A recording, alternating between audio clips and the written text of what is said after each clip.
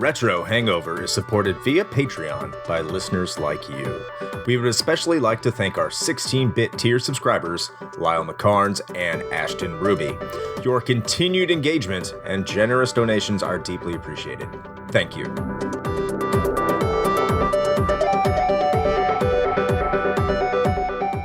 Open your ears and crack some beers. You are listening to episode 55 of Retro Hangover.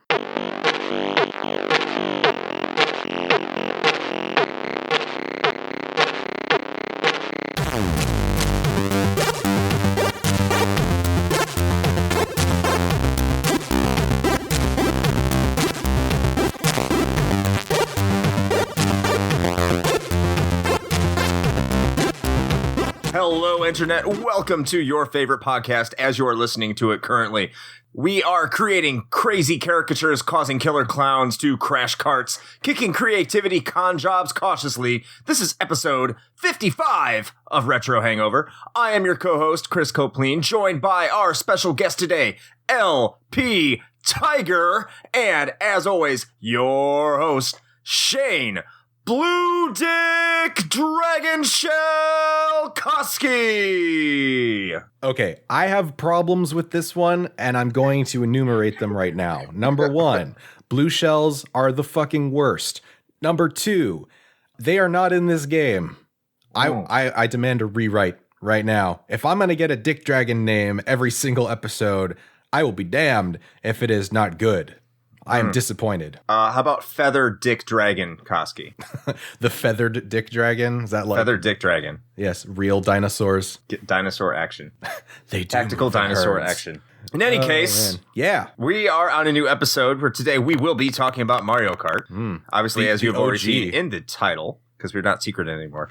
And for today's episode, by the way, we do have a special guest today. It is LPTyger, or as we'll be referring to him throughout this episode as just Tiger, because that's how we've gotten to know him. What's going on? Say hi, Tiger. There it is. Yeah. Hey, How y'all doing? I was going to say that, what was that name again? Blue Dick Spiky Shell?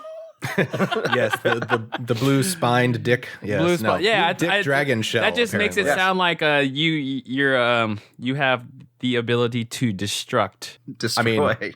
I'm okay with cause that. destruction with The spiny blue dick of destruction. Yeah, sure. Shell. Yeah. See, okay, that one's already better. For a minute there, I thought you were going to go in another direction and start talking about like duck wangs or something. But I guess, is that what an echidna has? no, an echidna has 4 penises.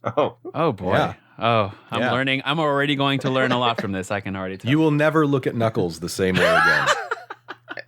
Anyway, Tiger, welcome to our video game podcast. Thank you. I'm happy to be here. And we are happy to have you. For those lovely listeners out there, Tiger is a good friend of both of ours, and Chris and I have actually wanted to get him on the show for a little while, and luckily our schedules kind of finally synced up and everything.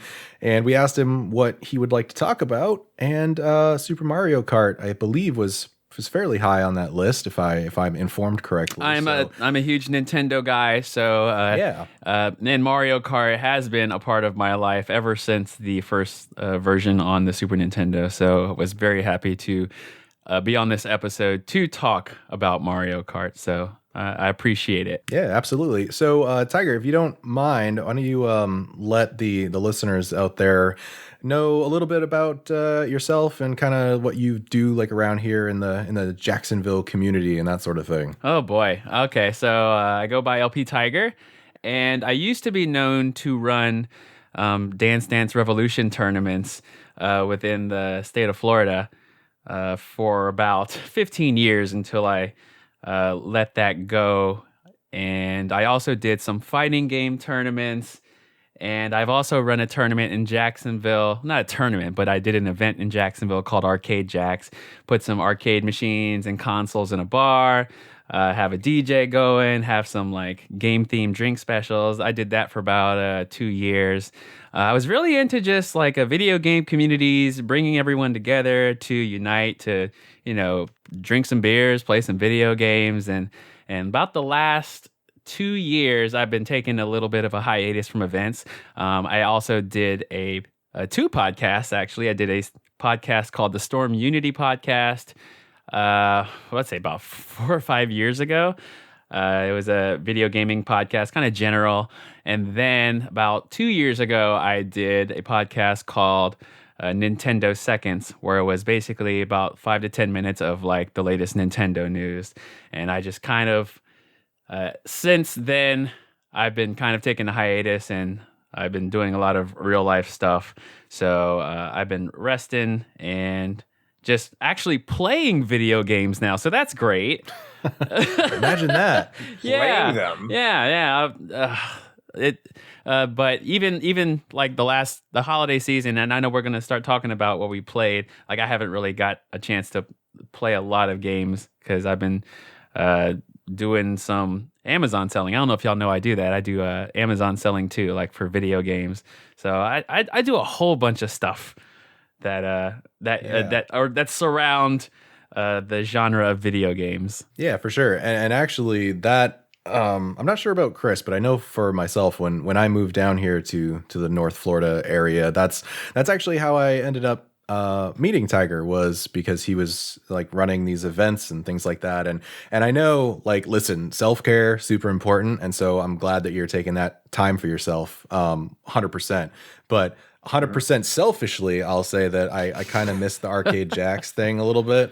It was definitely really cool. And Tiger definitely has the personality to run these kind of things. Like, yes, you were 100% in your element there for sure, man. So, well, I know I speak for myself, and I appreciate you doing that. Well, thanks. Oh, and I will say that I do believe that even though I come off as this energetic, hyper ball of like can't stop, jumping around, I would say I'm originally blah blah blah blah blah introverted. Yes, introverted. I'm more introverted, more reserved. I like to keep to myself a lot. I have a lot of shyness in my early childhood that I like to ignore in moments. So sure, when I do have the opportunity to be excited and be rambunctious and such, I love to do so. So yeah. Awesome, man. So I'll shift it over to Chris for a little bit here. So as Tiger alluded to, we'll, do what we usually do and chit chat a little bit about what we've been up to since the last episode. So Chris, what you been doing? Playing anything fun, or are you suffering through another game that I don't know about? I beat Vi for the Sega CD, which how'd that about turn last out? episode. And it's a game. Wow.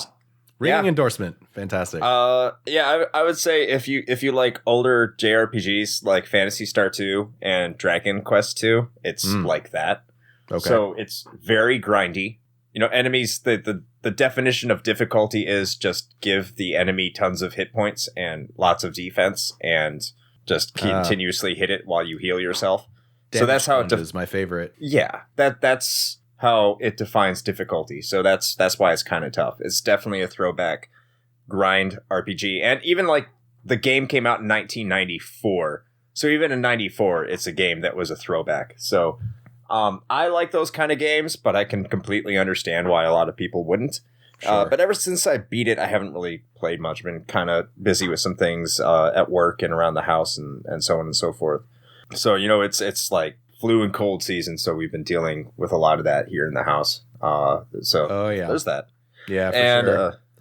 I found time to play some Bomberman, though. So there's that. Nice. And I'm still waiting on a power supply to get here from France so I can play it on my Turbo CD so it can save the data. But they lost it, and now they're trying to send it back to me. So hopefully it gets here. Maybe I should have bought from Tiger. Because then it would be... Yeah. I don't specialize in retro, but my quality is up there, I tell you. What was that? Amazon What was that ratings. first game you said? Vi. Okay, I've never heard of it. And you said it's it's really Nobody CD. has. No. It's a... I was gonna say it's like you said it's like Final Fantasy Dragon Questy type of old school game. Yeah, it's a Working Designs published it back in 1994. Oh, so it's an anime-ish type of thing. Kinda. Yeah? Yeah.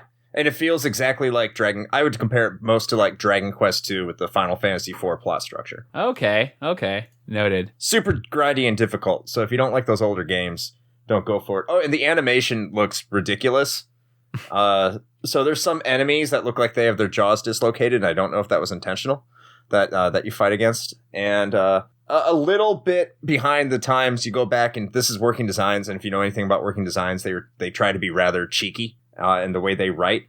So, humor from 1994. Well, I was going to say, so do the jokes like actually land, or does it just come off as like try hard? A little bit of both. And sometimes it's just so bad it's good. Okay. And there's one enemy called a Retardator. Cool. Which was a Minotaur that was licking his own axe and looking, very, very special. So that kind of language is still in that game, stuff you wouldn't see anymore today. Obviously, it was a working design. Yes. I gotta put a rim shot in post on that one. Thank you. Yeah.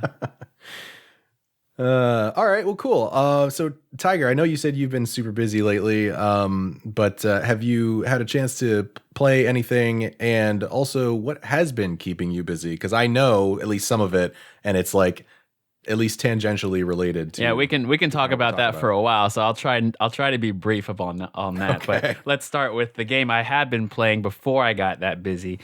Sure. Death Stranding, actually. Yes. Have we talked about this at all on this podcast? Not we, like y'all. Tiger's just like, I am one of you now. No, actually, we have not. Okay, so I'm sure you may have heard whatever you've heard about the game. And I believe that he had a full story to tell in his brain when he was making this game. But there are some mediums out there that you just limited in scope. So books, movies, you're very limited to what you can tell. But video games, you can write as much as you want. You can have like a motion capture of whatever type of movie you want to show. I mean, he has like. How long are the movies in Metal Gear? Insanely long. Forever. Yeah, and then you have the gameplay aspects. I don't believe that this game really is. I tell people this: you don't play this game for fun. It's not a game that you play for fun. There are games out there you play for fun. Mario Kart is a fun game for many, and then some just like you lose friends, whatever. That's the joke. But yeah, that's Smash for me. Yeah, exactly that. But this game, he has a story to tell. He sure does. It's not fun, and I say the same about movies. Like there are certain movies out there that are great, amazing movies. They're not fun though, but it is a great experience. People will say it's an amazing movie, but they didn't have fun. But then you get into the debate of, well, are games supposed to be fun? So it all depends. So ultimately, I will say it's not a fun game, but yes, it is a UPS simulator, and you are carrying packages back and forth if you're trying to simplify what the game is. But if you don't care about the story, you shouldn't play the game. So have you tried bringing that game into your workspace as a training aid? Oh, I will say that in the game there's like a spray. Like if your packages get damaged, you can like spray the packages, and apparently they will get better condition. That'd be a great thing to have for the future. Yeah. So, let's hook up all of the shipping companies with that, because I have got some gnarly boxes delivered to my door in my time. So it sounds like Norman Reedus is the one who's delivering my power supplies. Yeah. Yes. That's possible.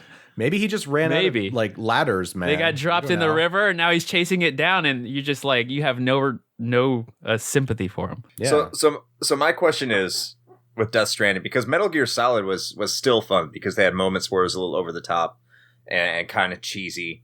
And they just go into kind of areas that, you can have a good laugh while it's very serious and not fun at the same time. Is Death Stranding like that? Or is it just like always serious and not fun? And it's like, my question is, does it need to be a game, or would it have been better suited as perhaps a series or a movie? At some point, Kojima's just gonna start making movies because he's like 90% of the way there anyway with most of the games that he makes. So I would not be surprised. I would say that if it wasn't as successful, or if it doesn't get as successful as it should or they expect, then that'd be a good route for him. But I think it's for him, it's like, this is the perfect way to tell exactly what I want to tell. Some of the cheesiness, I will just say, is, if you know nothing about the game, just a little bit, you get a room in certain portions of the game, and you can take a shower or use the bathroom. And actually, using the bathroom or taking a shower creates weapons to use for some of these enemies. And when you take a shower, I heard about that. Yeah, the weapon is called number 0. When you pee, the weapon's called number 1. And when you poop, the weapon's called number 2. So there's obviously some little cheesy moments that are like, that's stupid, but it's Kojima. So we should probably move on from this. But I remember hearing somebody talking about like pissing on mushrooms. Is that a thing? I think pissing creates mushrooms.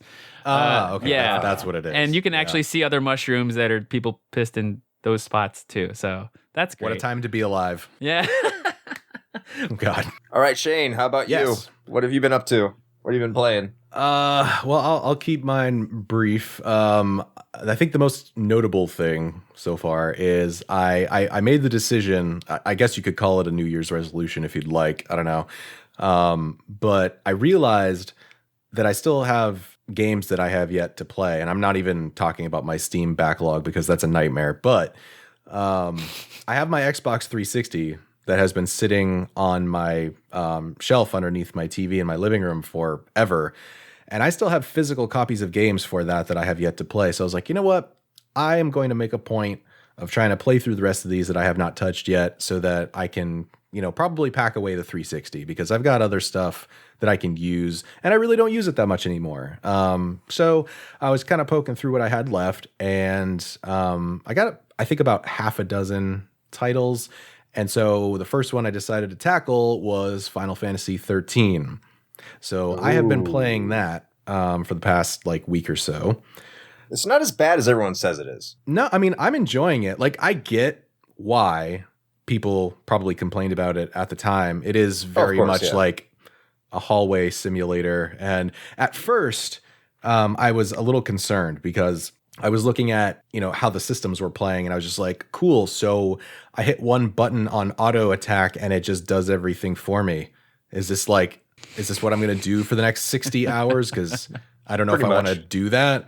But I will say that after the first sort of intro sequence, things open up a little bit more and the systems do get more complex. Not incredibly so, but switching between the different, sets of classes. I can't remember what it's called at the moment right now, but that's interesting and kind of figuring out how I want to build each of the characters. And I've been told that further on in the game, you get to a point where you can basically just finally be free to pick whoever you want in your party. So I'm looking forward to that point, but I've been enjoying it so far. It is definitely more streamlined than previous FF games for sure. But it's enjoyable. And I've still got Red Dead Redemption sitting in there that I have yet to play. And I'm just like, Jesus, this is going to be an investment. So I might as well get that on Steam. Yeah, maybe. I mean, I kind of don't want to rebuy something I already own. You know what I mean? If I can help it. No, I don't, because I'm terrible at that. That's true. I'm talking to the physical game collector over here. So yeah, but that's really the big thing, man. I'm actually trying to still wrap up season 19 of Diablo 3 on my Switch because I'm trying to push through all the conquest stuff so I can get the cool little cosmetic pet. That's taking a little extra time. But that's pretty much it for me.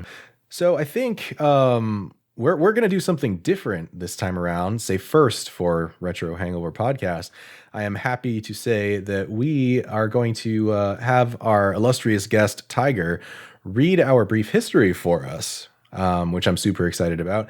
So, Tiger, if you would, please feel free to take it away with the brief history of Super Mario Kart. Green and red turtle shells, stars, feather, booze. In 1992, saying these things to someone who played video games drew only one association: Super Mario Brothers, the popular platformer nigh ubiquitous with video games themselves. Pretty soon, those same items would be associated with missiles, speed boosts, jumping, and item stealing against your friends on a racetrack. Welcome to Super Mario Kart, a party racing game no one knew that they wanted. From early on in development, Mario Kart was always meant to be a multiplayer game. Producer Shigeru Miyamoto and directors Tadashi Sugiyama and Hideki Kano set out to create a racing game that would have two players on the screen simultaneously. The inspiration started with the Super NES launch hit F-Zero, who had much of the same team, but soon found that because of the SNES's hardware limitations, the tracks would not be able to have the same complexity, a limitation that likely led to the series' accessibility. The limitations would not lead to the game's most unique and notable feature, the ability to smack your opponent around with weapons. As multiplayer was a focus from the onset, having a mode where there was a competition that did not involve racing was focused on from the initiation of development. This idea created the game's famed battle mode, where the objective would be to destroy your opponent's 3 balloons with an assortment of ordnance on more of an arena than a track. This idea carried over into the main racing mode, and the now traditional kart racing genre was born. After being in development for 3 months, members of the team wanted to see what it was like to put Mario in as one of the racers, as the game did not start out as a mascot-oriented racer. It made such an impression that theme was implemented wholesale, with all the racers being members of the Mario universe. The game would officially launch in August and September of 1992 in Japan and North America respectively, with Europe receiving it in January of 1993. Mario Kart went on to be the 4th best-selling SNES game of all time, selling an estimated 8.6 million units worldwide, and would become a key franchise for Nintendo, with an installment on every system released after the Super Nintendo, with the exception of the Virtual Boy, not to mention the slew of clones that has been copied by Sega, Naughty Dog, Rare, Konami, and many, many more. Reception, as one would predict, was through the moon, with many publications continuing to call the game one of the best of all time and one of the best games ever released for the Super Nintendo. And that was the brief history for Super Mario Kart.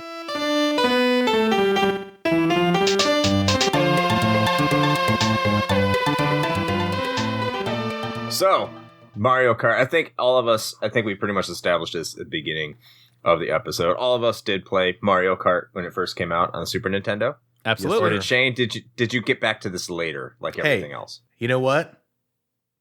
No. Nice. For the first time, I can say no. I was actually there. It's one of the few. Very, very nice. But I think we should start out with Tiger and Tiger's first interactions with Mario Kart. Oh my gosh. I mainly remember some sort of commercial with Super Mario Kart. And I feel like it was a commercial for Sega, because Sega was trying to show how awful Super Mario Kart was in comparison to like their fast racers or whatever. That's Right. like the first memory that I can think of. And they were like, oh, these games are better because this game is for kids. And look how slow and silly it is. But Super Monaco GP, Mario Kart, same game. But yeah, Super Mario Kart, I can't remember like the exact timing, like the first time I played it. I'm pretty sure it's like one of those moments where I saw it in Sears, and you know, like Sears was like the store that I went to that had a Super Nintendo to play for free while your parents shopped around, you know.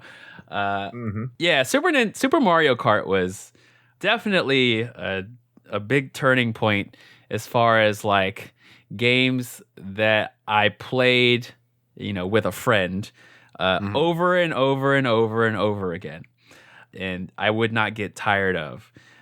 I remember like going in the time trials and like just continuing to play to beat my own scores. And I want to say later on, like it got to Mario Kart 64. That's when I started like really like trying to compete for like certain contests and stuff. But like Oh, battle mode. Battle mode was like the mode that I played the most with like one of my childhood friends, and we would just spend all day like going back and forth on different courses, just duking it out. And I remember my like my most fun thing to do is on one of those courses where you get a feather and then you can jump into like the out of bounds area. It's not really out of bounds, but it's like inside the blocks where you can just where you can just sit there and they can't do anything. I know exactly what you're talking about. Yeah, unless they get a feather. Pull that on my little brother all the time. That's the Ghost Mansion level, right? No. It was like House? No. I don't think there was any like fancy levels then. It was just all big squares. This level was like a beachy level in a sense. And I just remember there are like 4 sections, like 4 corners, and each corner had like a color. And there was just a little rectangular, like a L-shaped section that you could jump into. And there was also, it's like they let you know that you can jump there because there was a question mark in there too. So you could jump in there, get another question mark, hope it's a red shell, then, stay in there. Hopefully if there's like, if they're coming your way, you just hop right out and hit them with the red shell. So, that was like one of my most favorite things or jumping out of bounds while they're like trying to shoot you with a shell. That's always fun too. And see, this is indicative of like I feel most of the more competitive Mario Kart stuff just in general, because we have been less than 10 minutes into talking about our experiences with this, and we're already talking about how much fun it is to be a total dick to other players. Oh yeah, that's the best part about Mario Kart. That is what Mario Kart is. Exactly. Yeah. That's good. That's all great until everyone starts being a dick to you. Then it's like, hey, what the fuck? Why do you keep hitting me with shells? I guess you're kind of right. Maybe I was on that side too often. That's why it's so fun for me, because I was the one just tearing up on other people. Stay in second place. You get red shells easier. Oh yeah, no. That's One of my friends' tactics was to stay in like the fifth through 8th or whatever to get the best items, and then just like on the last lap, just destroy everyone. That's so dirty. I know. It worked. Dirty. It worked. So Shane, how did you get acquainted with the Mario Kart? The Mario Kart. Well, Grandpa, let me see. I got it. I want to say more or less right around release, if I recall correctly. And it's funny because Super Mario Kart is one of those games for me that I feel like it's just always existed. Like it's just been there. Like obviously, there was a time before that. But it's so integral to a lot of my childhood that it's just become sort of part and parcel to it. And as I mentioned a little bit ago, my younger brother and I, this was one of the ones that we used to play with each other a lot. And fun fact, I was categorically better at most video games than my brother. And so I would usually crush him in battle mode all the time. We actually didn't do a lot of the racing portion. We usually stuck with battle mode more than anything. And we had a lot of fun with it. I definitely did what Tiger was talking about and exploit those little blocks that were, and I think it was actually on more than one of the battle mode maps, if I remember right. There was the beach one that you were talking about, and I feel like there was at least one other one that had sort of those, patches in the middle of the arena that if you got a feather, you could totally just jump in there and just kind of like, flip off all the other players while you're sitting there. I get my courses really mixed up because there's so many and I'm so old. So I feel that for sure. Yeah. But yeah, that was definitely our favorite part of it. And consequently was also why I was super bummed when battle mode was not in some of the future installments of the game. But yeah, man, I remember playing this quite a bit, unlocking like the extra special league for getting gold in the first 3 sets of tracks and doing all that. So although I will say I have to make a small admission that I usually played mostly on 50cc. I think most of us did. Yeah, 100 I was competitive, cc's. so Oh, see, there you go. I kind of assumed that because That's where it started. I know Tiger's sort of like lineage with these games, so I figured he was probably all in on 100cc, but I was a filthy Did casual. they have 150cc? they sure did. And it was not Yeah. easy. 150 Special Cup was just, no, it was not easy. I don't know if I could go back and play it and beat it right now. Well, it's also compounded by, and I guess maybe I'm skipping ahead a little bit because we haven't had Chris talk yet, but that's fine. He can wait. It's compounded What? by the fact that Oh. like all of the CPU players can totally just basically what I consider cheating in Rubber the first banding, game. yeah. Well, not only rubber banding, that is egregious, by the way, but also just the fact that so in this one, and you can actually correct me if I'm wrong because I don't recall from some of the later titles, but for Super Mario Kart, each of the CPU controlled drivers had one quote unquote item that they could use that was That specific. you couldn't. Well, Not all the time. necessarily, not all the time. But the point is that it was specific to that character. Like Mario and Luigi could use Invincibility Star, but the point is they could use it whenever they want. Unlimited. Yes. And that is garbage. And so if you were trying to go and like, hit that 150cc Special Cup like Tiger was saying, that coupled with like the rubber banding and them spamming their abilities, it sounds nightmarish. It was awful. it was. I remember going back and playing it, and I don't remember who. Maybe it's Peach. She has like, and this is one of the items that you can't get. She has like this like mushroom, like this mini mushroom. Yeah. Yep. And if you hit it, Toad. you And get Toad. small. Yeah. And then they run over you, and you get destroyed. Yep. Yeah. Definitely. It's awful. So what about you, Chris? I don't implicitly remember why I wanted Mario Kart. I think I got it right around release too. Maybe it's because I was reading game magazines. Could have been like EGM or something like that. But, I do remember being hyped for it. And one of the things I remember the most, it's one of the few games that my dad would play with me. Because, it had the multiplayer aspect but there was a lot of the battle mode. I think that was one of the ones he was actually competitive against me with. Because before he had tried playing, I think it was Joe Montana football. And I had exploited the game where I would just continuously pretend to do a fake punt. Or I do a fake punt all the time. Mm-hmm. So I think it forces the defense to go into the punt formation. So I just keep on, bombing, passes and beating him in football. So he stopped playing for a while. But so we got Super Mario Kart, and that was the really cool thing is just not really used to it. Just having my dad play with me and being able to play in battle mode all the time, and that was the thing we always played together. That doesn't mean it takes away from the racing mode. I love the racing mode. Especially Bowser's Castle, I think in the Mushroom Cup. Mm-hmm. I don't know if that's Mushroom or Flower, but it would always be a goal of mine to try and lap every single racer on that one because it was so easy to do. You could lap the second place racer on it once you became good enough at doing it. So that always became my objective whenever doing that cup. That's that 50cc life. That's right, man. Yeah. I'm all about It was always that. great. I consider myself a failure if I didn't lap the last place racer in the 50cc mode of the cups. So you were I just thought you were gonna competitive. say you consider yourself a failure because you stuck to 50cc. I'd be like, Yeah, you were competitive in a different way. Yes. But once I got to 100cc, I think I beat all of them in 100cc. That's how I know there's a 150cc, but I didn't really go up to 150cc. That's a little too fast for me, out of my comfort zone. Yeah, I don't Not even to know if I can mention, go back and do that now. Rainbow Road had no walls. Anyone Nope, remember that? Sure, I sure do. Yeah, so 150cc, no walls, bullies. If you were playing a small character and you get bumped by a big character, you're done. So, Yep. Yes. Oh, yeah, and you have Mario with his fucking star. yeah. Oh, yeah. And Fucking that's what I was saying. It's bullshit that they can just do that whenever they feel like it. Did Bowser have a fireball? Fireball, and Yes. it went left to right. Yes. Yes, he sure did. I think the easiest one to avoid was DK Junior's because I think his was just a banana peel. Yeah, just banana. Bananas were easy. Yeah. Yeah. So on that note, favorite racer from Super Mario Kart.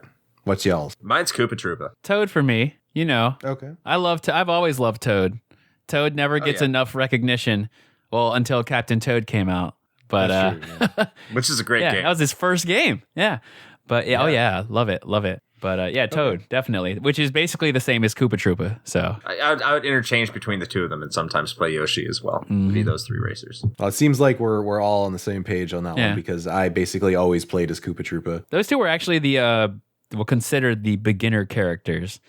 But we are the because most casual. It was just like, we run this retro gaming podcast, and I don't want to flex on y'all or anything, but like I play Koopa Troopa on 50cc. Just to put that out there. That shit. Fucking slayed it. I want to say that like the top runners for like speedrunning actually use like Toad or Koopa Troopa. I'm not sure about that, but I feel like that is they what used either that or they used Donkey Kong and Bowser. I know they had the highest high speed, but maybe that is what it was. It was either that or the other, but I don't remember why I thought that. But yeah, maybe they're on the opposite ends of the spectrum. Right. Yeah, like DK and Bowser they have the highest top speed in the game, but they're the slowest acceleration, and also if they get bumped by anything, you're going to lose a lot of time trying to re-accelerate. But so that's why they were kind of like the more advanced ones. And then, of course, like Mario and Luigi were the just well-rounded ones, which makes sense. Who were my least favorite racers? Yeah. I do not like racing as either of them. I never played as either one of them. Yeah. The controls on them are awful. And if you ever get stopped, just getting back up to speed is just god awful. Well, because there's no benefit, right? Because like you're kind of middle of the road where if you do get bumped or something, you still got a slower acceleration and a worse top speed. So like you really ought to just pick one or the other. Like either you're going to take the chance and go like pro mode and try to play as Bowser and just get really good at not hitting shit, or do what evidently all of us did and just stick with like Koopa Troopa or Toad, because they have the best handling of all the karts. They certainly don't highest acceleration. And the highest acceleration. Their top speed is not great, but I feel like that kind of gets outweighed by the other two. Oh, the other loss you get with Koopa Troopa and Toad is if you get hit by Yoshi or Peach or Donkey Kong or Bowser. Yeah, you lose a coin, and it's a little more punishing. Well, you're more prone to spin out with those. Yeah. Yes. Yeah. So that's also a disadvantage. I also like the fact that this game did have coins. Yeah, and it actually affected your speed. Right, which didn't come back until Mario Kart 8, or was that in 64? I don't know. But it was removed for the longest time. It was. I know it was. But just having that, it would affect your overall top speed, your acceleration, how you drove. So there's an incentive to actually get these coins. It actually made They did bring it back in the 3DS version. Oh, so they brought it back in 7. Yeah. Okay. Was it in 64? I don't remember it being in 64. It wasn't in N64. I don't think so, no. Okay. I mean, also, Mario Kart 64 is like one of the most broken games in the world. Oh, I used to do shortcuts for it all the time. Yeah, that doesn't surprise me. Yeah. I'm sure at some point we'll probably do an episode on that one and we can talk about how you can just skip entire tracks. Yeah. That's the one game that you always go to tournaments and they're always like, shortcuts on or off. And everyone's like, no. Well, what's the point? Yeah. Right? It's like games done quick when like you see Zelda and the way that you beat the game quick is you repeatedly press start. Oh, yeah. It's like a buffering technique. Yeah. So the funny thing about going back to Super Mario Kart now, I mean, because of course at the time we didn't have anything to compare it to, right? But replaying it recently, it's still a lot of fun to play, first of all. I'll get that right out there and say it. But I find that even with, like Koopa Troopa, for example, who has better kart control, compared to later titles, I feel as though Super Mario Kart is kind of difficult to control, just kind of overall. It seems really, really glidey and like not in a good way, because in later installments, right, you could do sort of like the hop technique to be able to drift around corners, which is sort of ingrained in me now because I've been playing the later titles so much over the years. And so going and trying to do that in Super Mario Kart doesn't seem to really make much of a difference. And actually, in a lot of cases, it's almost detrimental because it seems just really difficult to control. I don't know if that's just me. No. Drifting is awful in the first one. Yeah, there's a lot less leeway for mistakes. In the later iterations, you could easily hold down drift and then still control left or right which way you wanted to go. And also the boost, the boost came later. But like in Super Nintendo, in Super Mario Kart, you have to commit. If you're drifting, like you're only going one way, and it better be perfect the first time, or else you're done. So, but I will say that like for like watching speedrunners, they hit it in the same place all the time perfectly. So like you just got to know the spots, I assume. Yeah, I guess so. I think it's a level of play that I'm not gonna get to, so I'll just leave the drifting to the later versions. Or you can just, you just use Koopa Troopa or Toad and just turn, and that works too. So I was playing as Bowser like a couple days ago just to see, because I was just like, you know what, like I've heard that if you get good with Bowser that it's actually better. First of all, the answer is no, at least for me, because I was just I sucked. It was terrible. You don't get better. Yeah. But I did notice though that, and I don't know if it's just because he's the heavier racers, but he drifts just by turning. Like you don't even have to do anything. He just goes into a drift, and I'm just like, oh, this is terrible. Yeah, you literally have to let go if you want a safe turn. Let go of the accelerator. Right. Which is like 100% counterintuitive to how you would approach most other ones. But if you do get good, it is fun to drive as either Donkey Kong Jr. or Bowser. Yeah, they just dominate. You just bump everyone out of your way. Yeah. I did love playing as DK Jr. every once in a while, just because if you master it, you start flying through the courses, you can get them done a lot quicker. I had a friend who all of his time trial times were all done with DK Jr. You didn't have any other character because he just went through, and I couldn't beat any of that times. I will say that I keep forgetting that it's DK Jr. and not DK. Like you're so right about that. It's a shame that you haven't seen Donkey Kong Jr. in like any game since. I'm holding out for Funky Kong. Like Donkey Kong Country, they're like, no, never existed.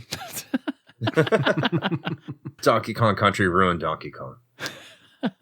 It's all its fault. I'll also take Cranky Kong. Y'all know about the little code in the game where you can like minimize yourself? No, I do not know about this. Yeah, I can't remember the code. Hold on, I'm gonna look it up while I'm talking.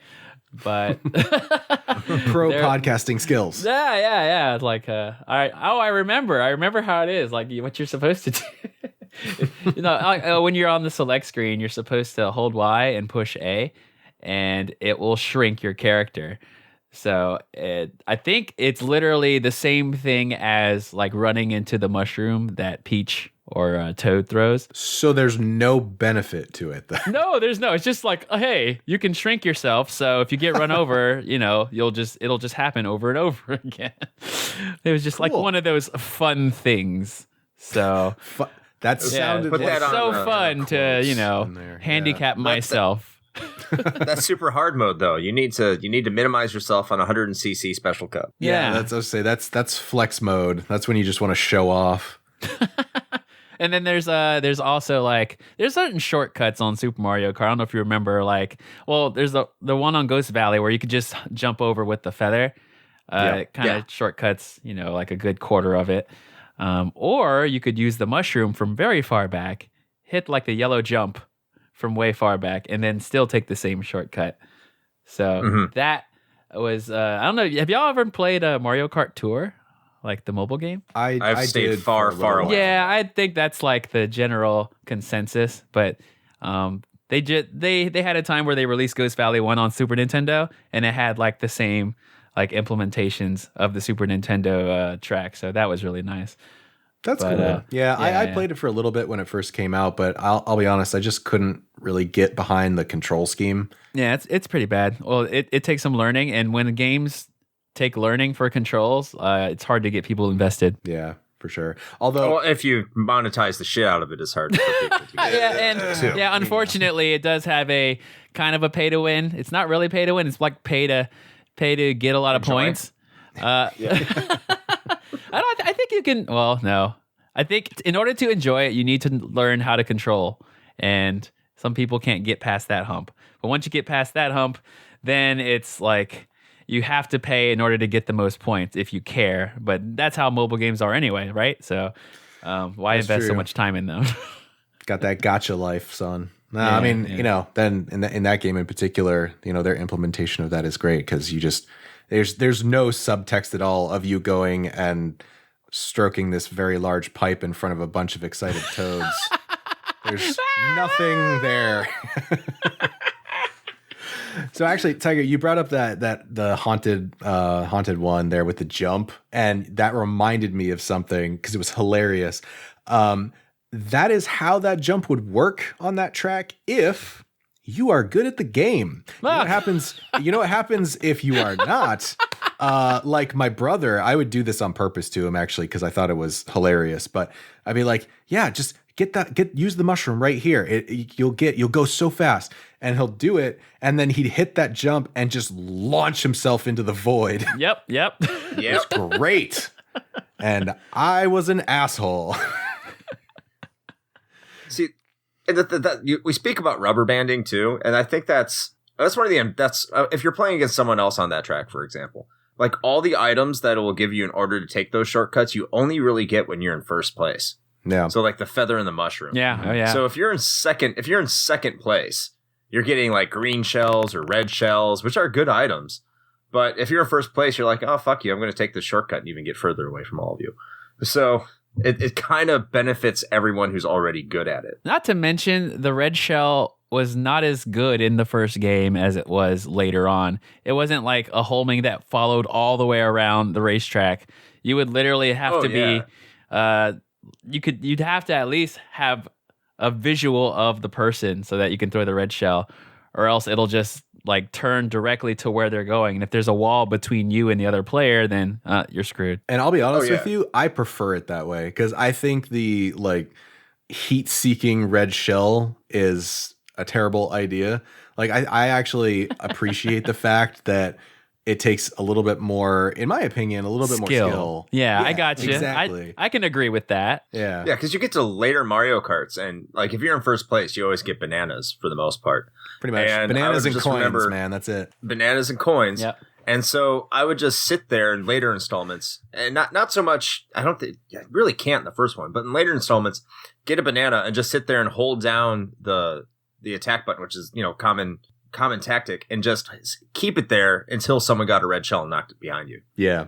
So I have conflicting opinions about that because while I say that I prefer the original implementation of the red shells because I do think it takes a little bit more skill, I actually really do like the later iterations giving you that ability to utilize your items in different ways where either you can be offensive with them or play defensively and use it as a blocker. I actually really like that. Agree.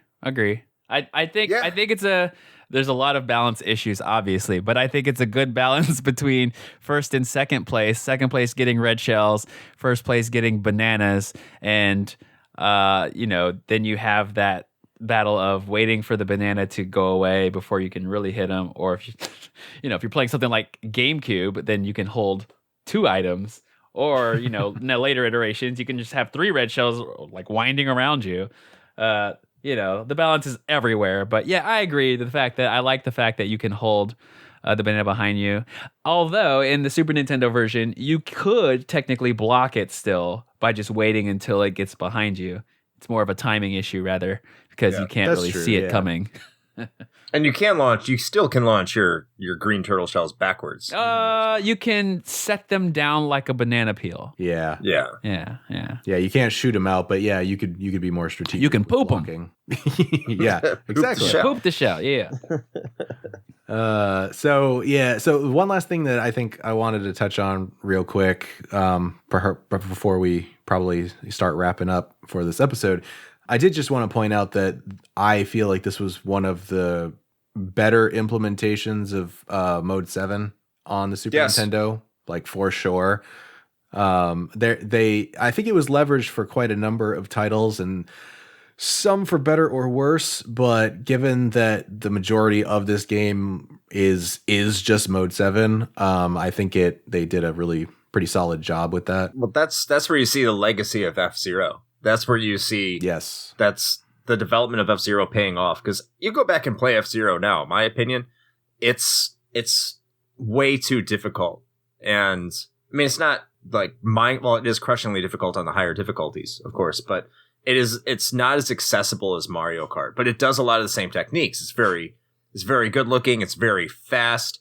So like for that Sega commercial that Tiger said earlier, that's why they use Mario Kart instead of F-Zero, because F-Zero was a fast game. It's a very high paced game that made very good use of Mode 7. But Mario Kart looked a lot better. It presented itself a lot better. And still, it didn't really feel like you knew it was Mode 7, but it didn't look Mode 7-ish if you compare it to other games like Pilot Wings and Super Castlevania 4, where it was just blocky shit. It looked like a racetrack. It looked really good up until you got really close to the question mark on the track. Yeah, well, we won't talk about that. I was like, Google Mode 7. I see what you're talking about now. Oh. Yeah. Tiger's just like, yes, indeed. Yes, that is one of the techniques that is greatly used in Mario Kart. I believe the you're seventh correct. mode was in fact the best iteration. Yes. I was like, Mode 7, what's that? Blast processing is Mode 6. All right. So I think to wrap up, we'll do what we usually do. I think I have a good idea of what we're going to say, but usually we like to talk about whether or not we would recommend somebody going and playing this today, whether it is revisiting it, if it's something you played in the past, or coming to it for the first time. So Tiger, what are your thoughts on that? Would you recommend this to someone if they were going back to it today? Super Mario Kart is the kart game that set the tone for all other kart games. Like, if you look now, and I said this in the beginning with the summary of Mario Kart, Crash Team Racing and like Nickelodeon Kart Racers and Sonic, Garfield Kart. Garfield Kart. Oh, how can I forget that? Classic. Yes. Yeah, the Super Mario Kart is the reason that all of those games exist. That doesn't always mean that we can go back and play them, because generally the first iteration of stuff can be a horrible playthrough. But I think the game holds up very well. I think the disappointing part of the game is the fact that it's only 2 players, and it's a lot of confusion nowadays, because people say, no, I played 4 players. No, it was 2. It was just a top and a bottom. So. Yeah, it was a top and a bottom split screen, and not to mention that too, like just the fact that I don't know if this is true, but like a top and a bottom split screen. I don't think there were too many games. Maybe there's some racing games that did it then. Well, I know Co-op Contra 3 did that. Oh yeah, they had split screen left and right. Yeah, so but yeah, absolutely. I believe it holds up, and I believe that it should be a highly sought out game for any person that has a Super Nintendo or wants to go play Super Nintendo games in general. Yeah, absolutely.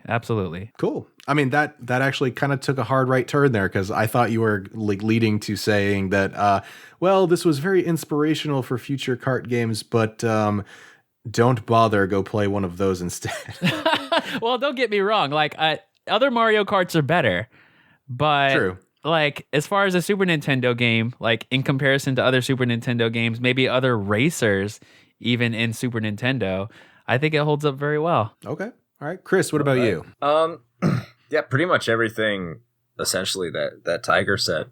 And when you really look at a lot of the kart racing games afterwards, it really, even the series of Mario Kart, even if you look at the original Mario Kart, it doesn't have a peer, with very few exceptions outside of the Mario Kart series. Those exceptions being Crash Team Racing, depending on how you view it, Diddy Kong Racing, depending on how you view it, and maybe Sonic and All-Stars Racing Transformed, which came out almost 20 years after.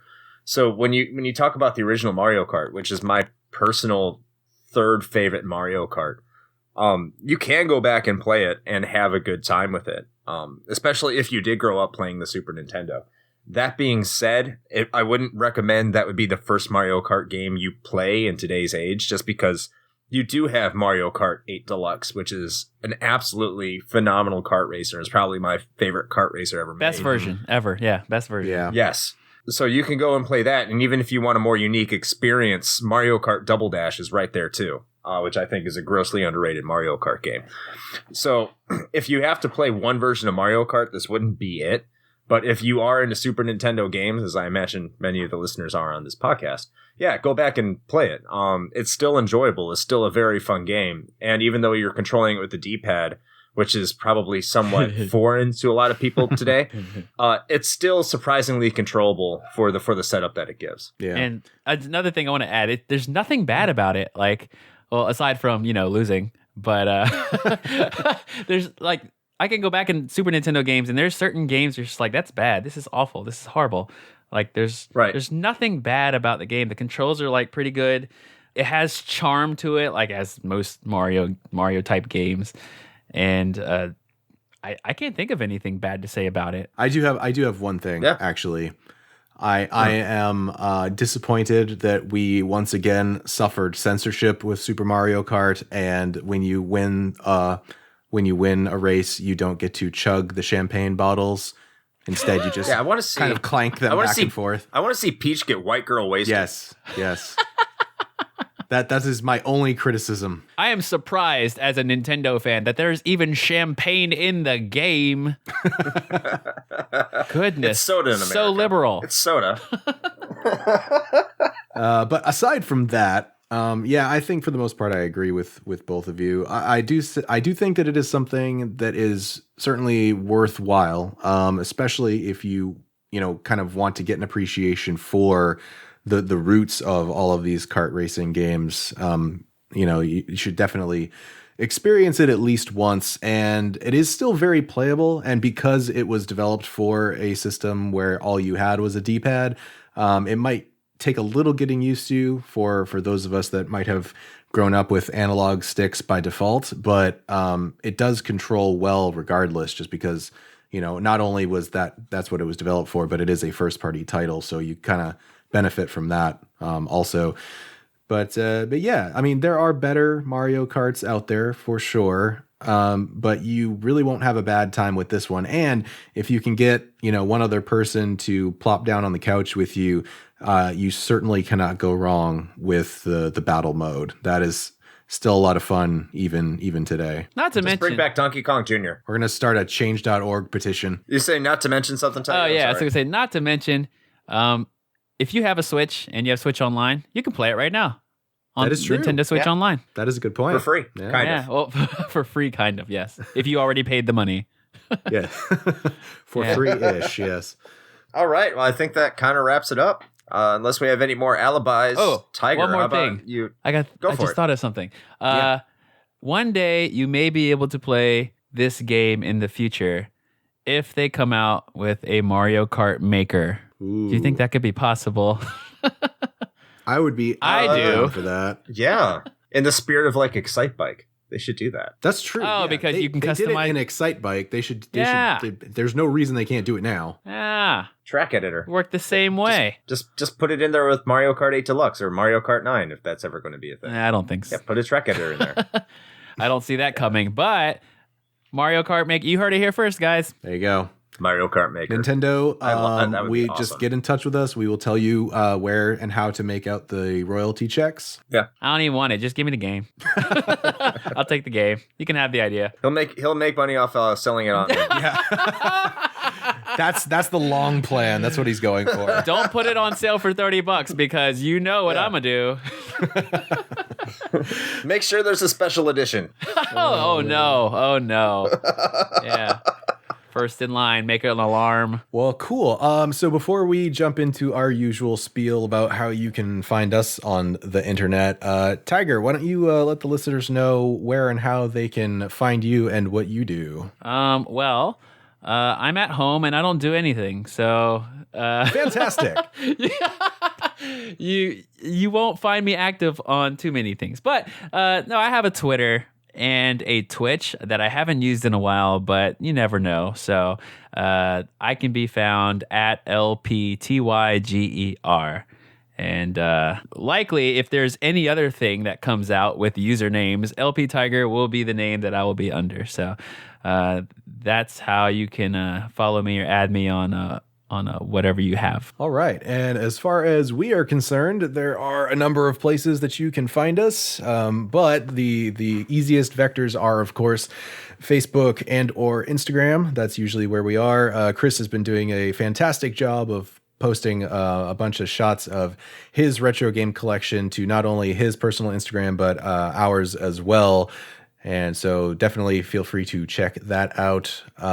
You can also go and check out our Patreon if you like what we do here and would like to support us and join our other 16-bit tier patrons, which will also get you access to our exclusive bonus audio content and access to the patron-only Discord. You can check that out at bit.ly, bit.ly/rhpatron. And we do, as always, have the merch shop open. So if you want to grab yourself a shirt, a mug, or a sticker, or some other fun, cool stuff, you can head on over to bit.ly/rhpmerch. And last but not least, we do our Sunday streams. And that's, of course, on Twitch.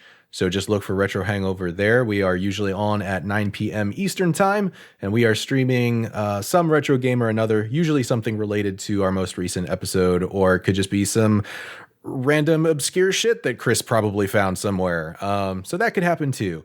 Hooray, obscure shit. That's right. And if you don't catch it live, then we are also on YouTube, so you can check the VODs over there. Just look for Retro Hangover, and you will find us.